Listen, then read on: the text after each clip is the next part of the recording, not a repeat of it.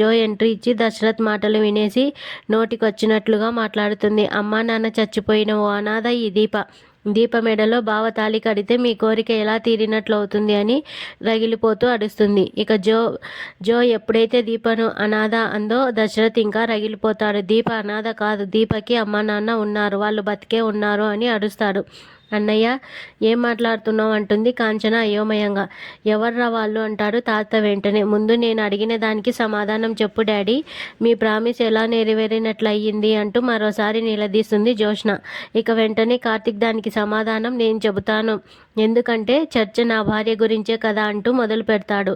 చెప్పు బావ, నాకు కూడా సమాధానం కావాల్సింది నీ నుంచి అంటుంది జ్యోత్స్న. అయితే జ్యోత్స్న మేడం గారు, ముందు నేను అడిగిన దానికి సమాధానం ఇవ్వండి, మా పెళ్ళి ఎక్కడ జరిగింది అంటాడు కార్తిక్. మా ఇంట్లో అంటుంది జో. నాకు కాళ్ళు కడిగి కన్యాదానం చేసింది ఎవరు అంటాడు కార్తిక్. మా మమ్మీ డాడీనే అంటుంది జ్యోత్స్న. కదా, నాకు ఆ రకంగా మీ డాడీ మామగారు అయినప్పుడు నా భార్య ఆయనకు కూతురే కదా, అదే మాట అంటున్నాడు. అయినా మా అమ్మ కోరిక దశరథ్ మామయ్య కూతురు నా భార్య అవ్వాలని, జ్యోత్స్న నా భార్య కావాలని కాదు అంటూ నోరు మూయించే ప్రయత్నం చేస్తాడు. ఇక దశరథ్ కూడా అవునన్నట్లుగా మౌనంగానే ఉంటాడు. జో మాత్రం ఆగదు. అవునా, అయితే నాకు మరో డౌట్ ఉంది. దీప అమ్మ నాన్న బతికే ఉన్నారు అని డాడీ అన్నాడు. ఎక్కడున్నారు, అసలు ఎవరు మీ అమ్మ నాన్న, నాకు ఇప్పుడే తెలియాలి అని సూటిగా నిలదీస్తుంది జో. వెంటనే దశరథ అందుకుంటాడు. ఎవరంటే ఈ క్షణం నీ ముందు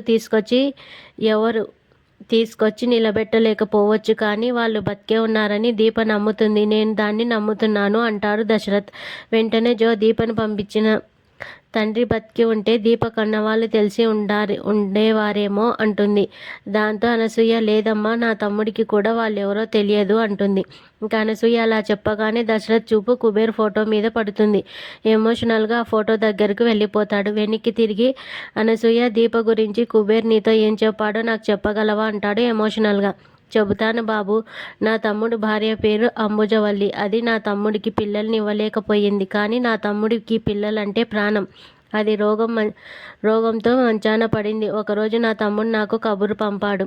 వెళ్ళి చూస్తే అంబుజవల్లి పక్కనే ఓ చంటి బిడ్డ ఉంది. ఎవర్రా ఈ బిడ్డ అని అడిగితే నా బిడ్డే అక్క అన్నాడు. అదేంట్రా అంటే అప్పుడు చెప్పాడు, దీపను ఎవరో బస్టాండ్లో వదిలేశారంట. దొరికిన బిడ్డను అపురూపంగా తీసుకొచ్చి పెళ్ళానికి చూపించాడు. అది కన్ను మూసేలోపు దీప అని పేరు పెట్టి తృప్తిగా చనిపోయింది అంటూ జరిగింది చెప్తుంది అనసూయ. దీపని కుబేర్ ఎలా చూసుకునేవాడు అని మరో ప్రశ్న వేస్తాడు దశరథ్. ఇదంటే వాడికి ఆరో ప్రాణం బాబు. తండ్రి కోసం ఇది చదువు మానేసే, దీనికోసం వాడు పెళ్ళే మానేశాడు. నేను ఎన్నోసార్లు చెప్పాను, ఒరే కుబేరా మళ్ళీ చేసుకోరా అని చెప్పాను. ఈ బిడ్డే నాకు ప్రాణం, దీన్ని చూస్తూ బతికితే చాలదా నా ప్రాణానికి అనేవాడు బాబు. దీనికోసమే బతికాడు, దీపనే చూస్తూ పోయాడు అంటూ ఏడుస్తూ చెప్తుంది అనసూయ. దీపకు తండ్రి చనిపోయిన క్షణాలు గుర్తొస్తాయి. అప్పుడే దశరథ్ మళ్ళీ కుబేర ఫోటో వైపు చూసి దండం పెడతాడు ఎమోషనల్గా.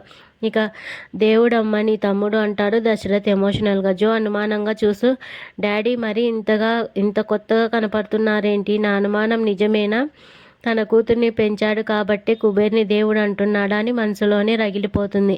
ఇక తనకు పుట్టిన బిడ్డ కోసం తన జీవితాన్ని త్యాగం చేసిన మనిషి ఈ కుబేర దేవుడమ్మ అని మళ్ళీ దండం పెడతాడు.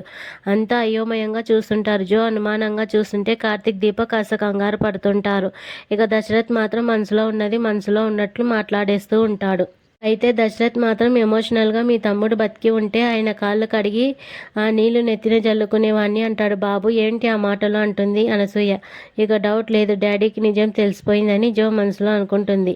ఇక కుబేరా నువ్వు దేవుడివయ్యా అని అంటూనే ఉంటాడు దశరథ్ ఎమోషనల్గా. వెంటనే కార్తీక్ లేచి దగ్గరికి వెళ్ళి, మామయ్య ఏంటి ఇది అంటూ సముదాయిస్తాడు. ఎన్ని జన్మలు ఎత్తినా ఇలాంటి వాడి రుణం తీర్చుకోలేంరా అంటాడు దశరథ ఏడుస్తూ. దాంతో తాత అనుమానంగా, దశరథ నువ్వెందుకురా అంత ఎమోషనల్ అవుతున్నావు అంటాడు. తండ్రి అలా అడిగేసరికి తమాయించుకున్న దశరథ్, అది కాదు నాన్న, కుబేరా ఆ రోజు దీపని బస్టాండ్లో వదిలేసిపోయి ఉంటే దీపం మనకిప్పుడు ఇలా దక్కేది కాదు కదా అంటాడు. వెంటనే అనసూయ, ఇది గొప్ప జాతకురాలు, నాకు తెలిసి దీప ఎవరో గొప్పింటి బిడ్డ అయ్యి ఉంటుంది బాబు, అమ్మా నాన్న చాలా గొప్పోళ్ళు అయి ఉంటారు అంటుంది. అది విన్న దశరథ్ మరింత ఎమోషనల్ అవుతాడు. అందుకే చెప్తున్నానమ్మ నా కూతుర్ని అని ఎమోషనల్గా ఏదో అనబోతుంటే కార్తిక్, మామయ్య ఎవరో కూతుర్ని తన కూతురుగా పెంచారు, మనం బయటికి వెళ్దాం రా మామయ్య రా అని అక్కడి నుంచి తీసుకొని వెళ్ళిపోతాడు. ఇక కార్తిక్ దశరథ వెనుక జో వెళ్ళబోతుంది. అప్పుడే తాత జ్యోత్స్న ఎందుకు వచ్చినట్లు ఎందుకు వెళ్తున్నట్లు అంటాడు అనుమానంగా. నీకోసమే వచ్చాను తాత. అమ్మ ఇంటి దగ్గర ఒక్కతే ఉంది, వెళ్తాను అని వెనక వెళ్ళిపోతుంది. ఖచ్చితంగా కార్తీక్ దశరథను ఫాలో అయ్యడానికి కనిపిస్తుంది. ఇక ఏంటో ఈ జోష్ని నా కోసం వచ్చాను అంది, వెళ్ళిపోయింది. దీని ప్రవర్తన అర్థం కావటం లేదు నాకు అని అనుకుంటాడు. ఇక తాత పైకి అందరూ వినేలానే ఇంతలో శౌర్య రావటంతో సందడిగా మారుతుంది. కాంచన ఇల్లు ఇక ముద్దు ముచ్చట్లతో నిండిపోతుంది. ఇక కార్తీక్ దశరథులు బయటికి తీసుకెళ్ళి, ఏంటి మామయ్య ఇది కరెక్ట్ కాదు కదా. జోష్ని చాలా తెలివైనది, అమాయకురాలు కాదు. తన చుట్టూ ఏం జరుగుతుందో తెలుసుకోపోవడం కోసమే అలా రెచ్చగొడుతుంది. మనం జాగ్రత్తగా ఉండాలి అంటాడు. దశరథ్ మాత్రం ఎమోషనల్గా, మరి నా కూతురు దీపని అనాథ అంటే విని ఎలా ఊరుకోవాలరా, నా వల్ల కావటం లేదు అని ఏడుస్తుంది. అక్కడితో ఎపిసోడ్ అయిపోతుంది.